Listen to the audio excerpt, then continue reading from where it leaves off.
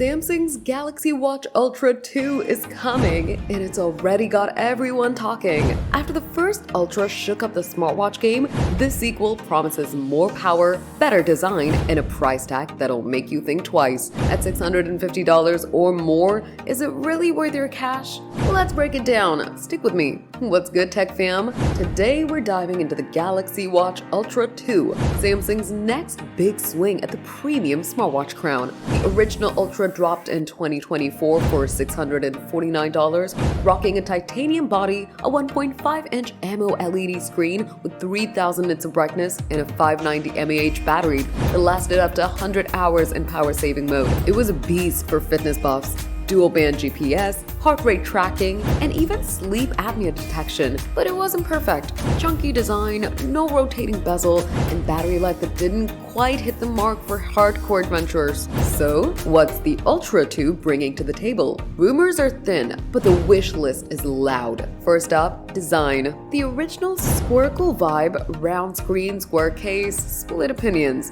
Some love the rugged look. Others called it a clunky Apple Watch Ultra ripoff. Word is, Samsung might slim it down to 11mm from 12.1mm and tweak the bezels for a sleeker fit. Maybe even a digital crown or physical bezel for easier navigation, because swiping a sweaty screen mid-run?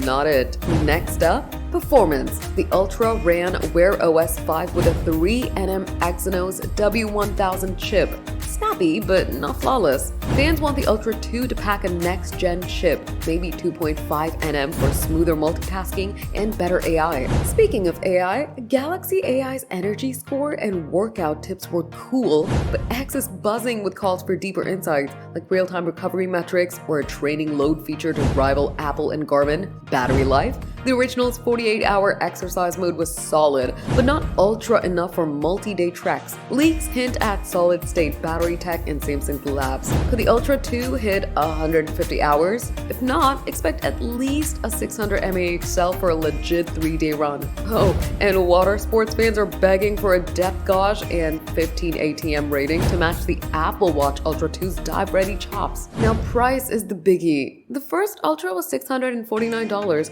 cheaper than Apple's $799 Ultra 2, but double the Galaxy Watch 7's $299. If the Ultra 2 keeps that $650 sweet spot, it's a steal for Android diehards wanting premium vibes. But if it creeps to $700, oof, that's a tougher sell against Garmin's Fenix 8 or even the Pixel Watch 3. So is it worth your money? If you're an Android user craving a rugged feature-packed watch with long-term updates, 4 years of Wear OS support, by the way, it's a strong contender. But if you just need notifications and basic fitness tracking, save your cash for something cheaper. This thing's for the all-in crowd. Hikers, runners, and tech nerds who want the best Samsung's got.